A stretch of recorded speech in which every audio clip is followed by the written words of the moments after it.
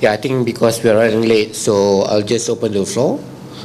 If you have any burning questions, then you could come introduce yourself and direct your questions to any of the panelists.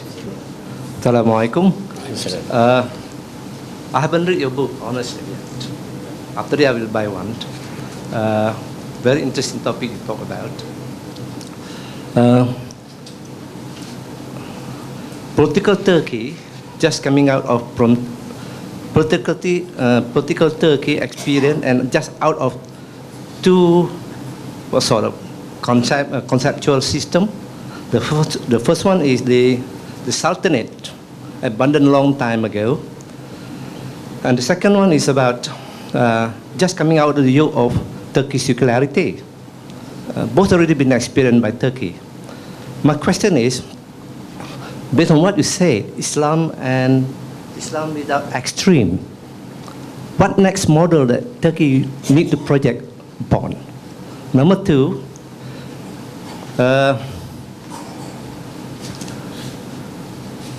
do you agree with the argument? I'm not sure whether the argument that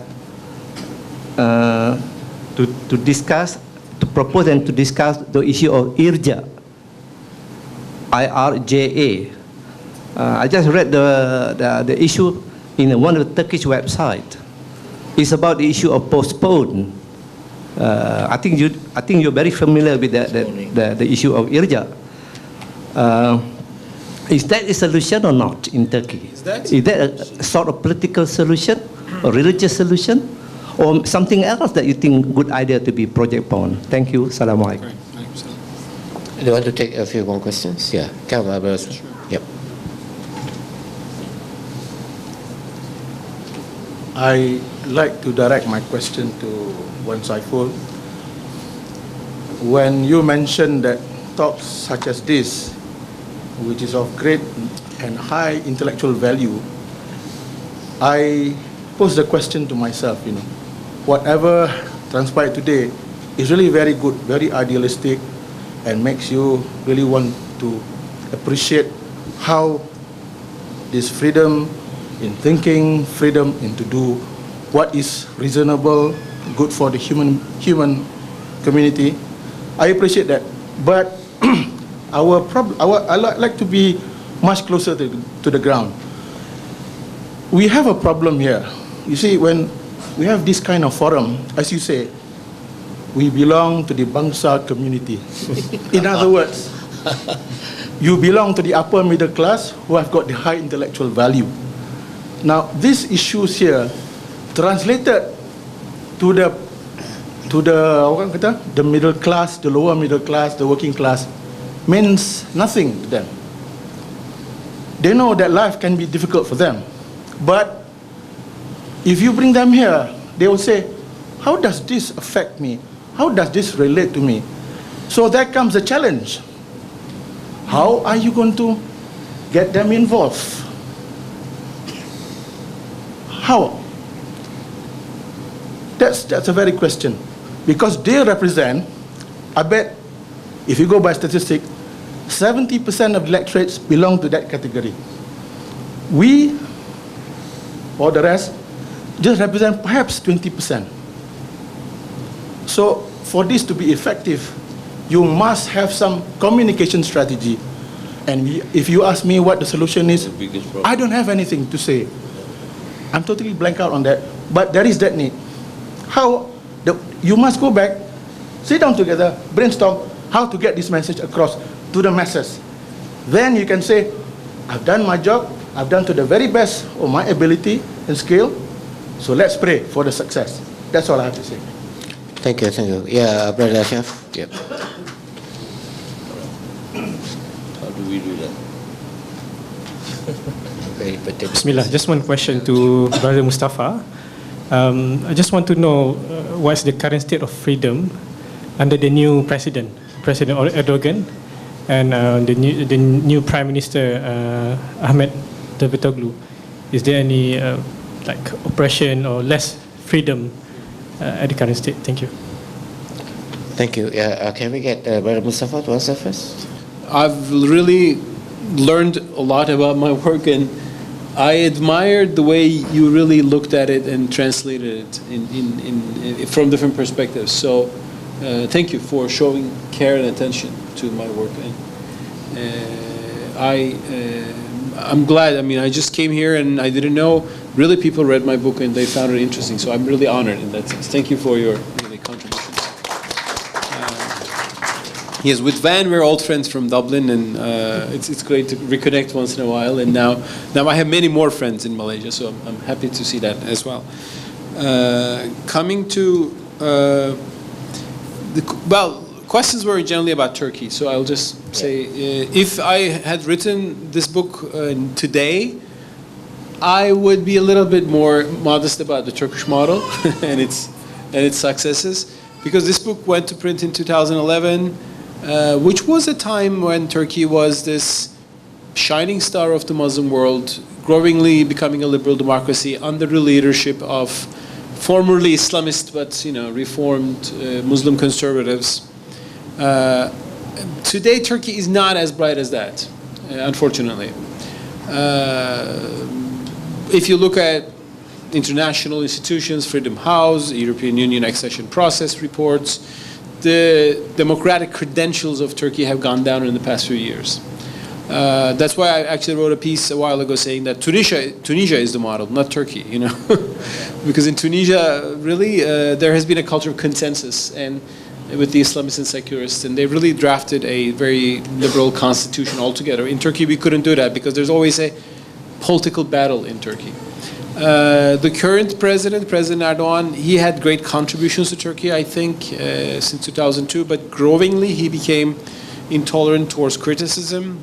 Growingly, he thought that once he's elected, he should control everything in society, from media to universities to all institutions. So it has turned to be a very majoritarian democracy, where the majority imposes itself, rather than a liberal pluralist democracy. So I'm sad to see that, actually.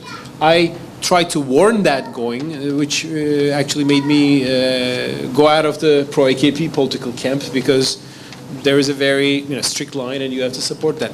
I think other important political actors in Turkey think like me, or I think like them, such as Abdullah Gül, who was the person I actually more admired in that AKP experience, and who really is also sad to see that the Turkish experience did not go as well as we thought. But we should be also fair. This has something to do with the Syrian civil war. This has something to do with Iraq, with the Kurdish insurgency, and they tried to peace with Kurdish insurgents. I mean, the PKK, they turned out to be fanatic in my view as well. So it's not just about how we govern, but Turkey's democratic credentials are not great these days. And yet, however, this is not a problem related with Islam directly. Nobody's speaking about, should we have hudud in Turkey? Should we chop off heads? The question is, can you criticize the president? And this is not an Islamic issue. It's a universal issue. And Russia has similar problems. And Russia does not do hudud, as I know, or Sharia. So there's that in Muslim societies, therefore, we can have problems of authoritarianism that come from authoritarian interpretations of Islam, or sometimes just human nature. People don't want to be criticized, and they think that if you silence journalists, the country will be governed better. It doesn't work that way. When you silence critics, actually you make mistakes, but nobody's telling you that, so it actually works against your interests, but it takes a vision to see that. So if you're looking for a model, take Tunisia, than Turkey these days. I think Tunisia has done better in the past few years. Regarding Turkey only, I can still say Turkey has shown that Islam has flourished as religiosity in a secular state. We are living under a totally secular state, actually an aggressively secular state for a long time. This has not stopped a lot of Turkish people to be pious Muslims. So that's why I think that example is still there, and I don't think we're expecting to become a Islamic republic or anything anytime soon.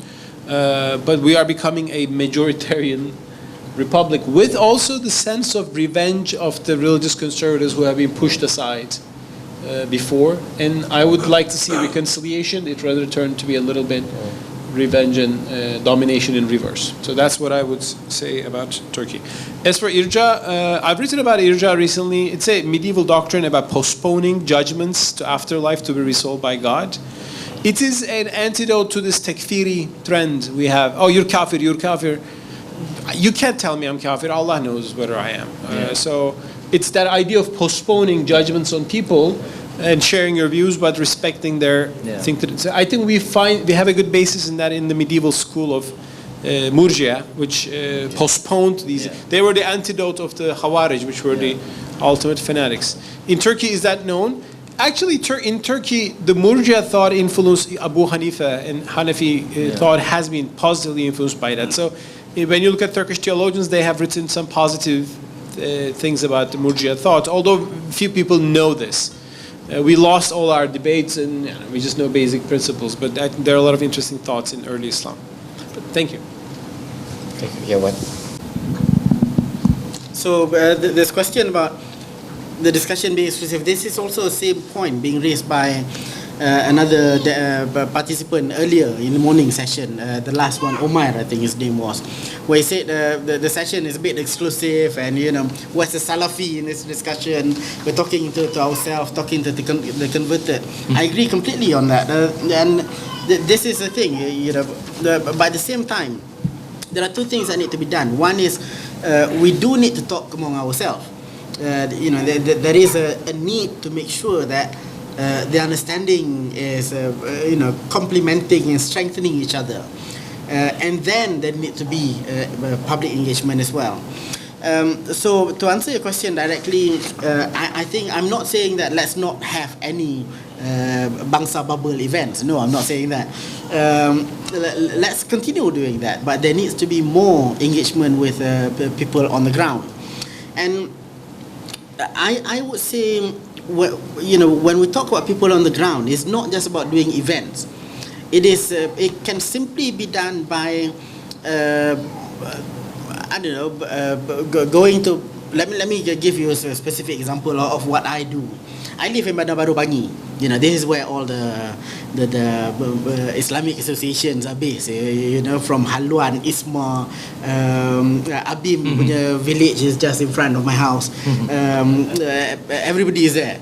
So I have a whole recipe, including some nice restaurants as well. One of the things I really like to do is just to, call them up and have coffee with them and talk to them.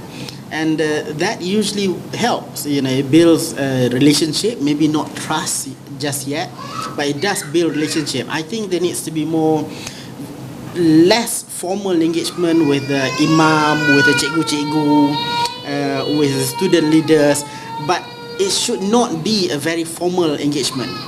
It should not be organized just in hotels and so on. It can be in Kedai Mama as well.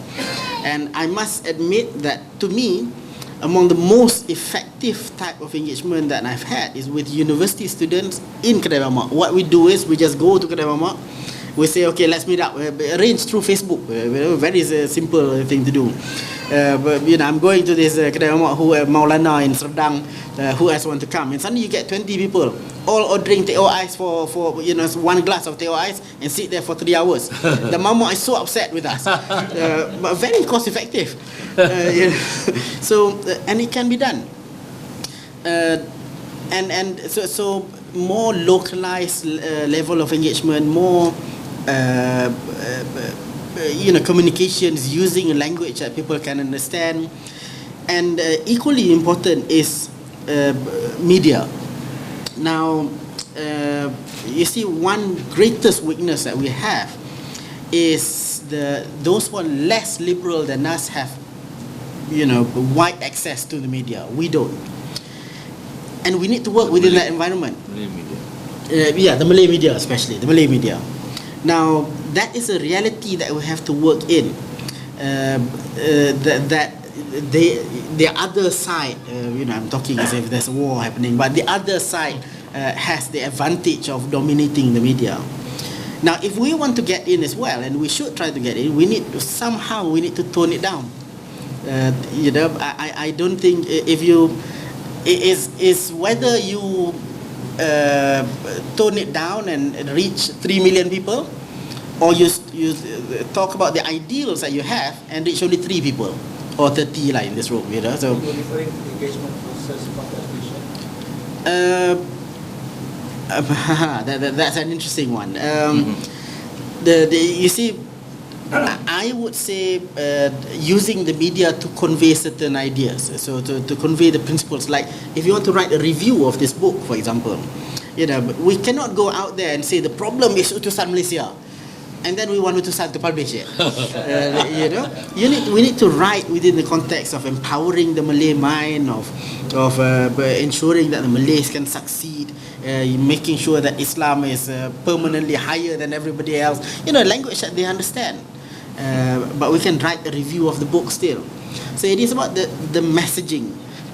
Different audience, anybody who learns marketing, advertising will know that you talk to different audience using different language. And this is also, you know, one of the principles within Islamic da'wah as well. You know, you talk to the people ala qadri uqulihim, at the level of their mind. Grassroots engagement is really important. I also feel that we need to engage with those who we disagree with and those who disagree with us. Now, I've had some experience in this, and I must admit that among the most frequent person that I exchange WhatsApp messages with, ironically enough, is Ibrahim Ali. We never agree with each other on WhatsApp. You know, he always berates me, and I always say he's wrong. But we meet every now and then, and you know, we smile, we chat, we talk. In fact, he comes to our event, I go to his events. I went to Perkasa's AGM recently, and he came to, I think Tan Sri Sharif was there, I think in Lake Club, when Ibrahim Ali actually attended our closed door discussion as well. The engagement is there. So Isma as well, I've given a talk at Isma's event. I've invited Isma to come to our event. We do engage with each other. We disagree, but we can disagree civilly. And I think that's really important. Now, let me bring it down one step further. You know, what if you really want to do something, but you don't have those opportunities to engage? You know, because you can't just suddenly call Isma, kata, I want to meet up. You know, he will ask, who are you? So when it comes to that level, I'll be very blunt here. There are people who can do the job. You know, IRF is doing a brilliant job in this area. There are also groups like Ikram. There are also groups, you know, Abim, ada orang Abim kat sini, so I have to be very careful what I say. But you know, Abim, sometimes they go towards one direction, sometimes the other direction. But Ikram has been consistently more on the moderate side in the last few years. And so basically the point is there are other people doing the job. Now, in order to make sure the message gets to the grassroots level, we need to make sure that they can do the job. Now, there is a very easy way to help, you know, which is fund them. You know, give them the money. We have many lecturers who are out there saying some very positive things, but they are limited by the fact that they are university lecturers. They're not free. You know, just imagine if we can have 10 people like Dr. Mazli Malik, for example, you know, who goes everywhere talking, giving message on moderation, but he is restricted by his employment contract. You know, if only you can free him up and allow him to make sure he gets whatever he deserves, and I think he deserves more than what the current employers is paying, you know, for the value that is adding to society. But we need to fund them. You know, and this is a fact. IRF needs funding. This event needs funding. G25 needs funding. So if everybody asks, what can I do? My most generic, most practical answer is everybody can donate. You know, not everybody can speak, not everybody can write, not everybody can go on a debate, not everybody can do a Twitter campaign, but everybody can donate. And this is the biggest challenge faced by civil society in Malaysia, funding. And I'm being very blunt here, I'm talking from experience. You know, I run as a civil society organization. I do fundraising every day. I don't have the ability to raise 2.6 billion ringgit. But if that person retires, I have a fundraising vacancy in my organization if he wants to do it. But that is a reality. We need funding. We do not have that. So the simplest answer at the most practical sense, fund. Thank you, Wan. Unless there's one more burning question, we'll pass the session back to Elma. Yep. We would like to invite Dr. Nur Ashraf to present a token of appreciation to the panelists present today. Nice tray. Again.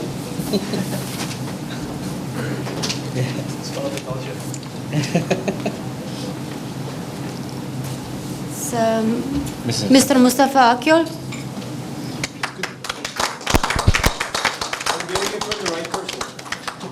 Thank you so much for doing this. Thanks for coming from UK for Canada. Thank you so much.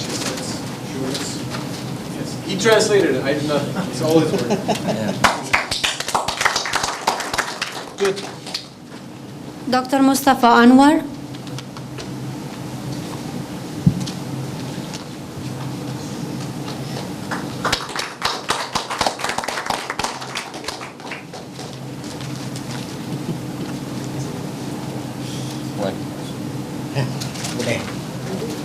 One Saiful Wanyan.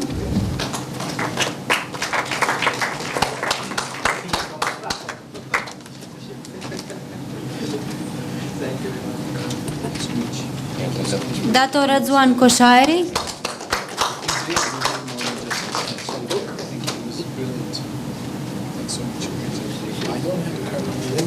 So you are in KL, yes.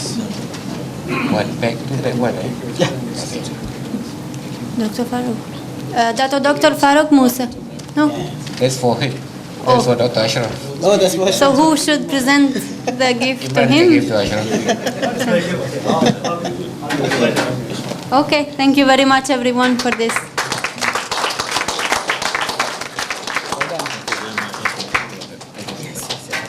Great.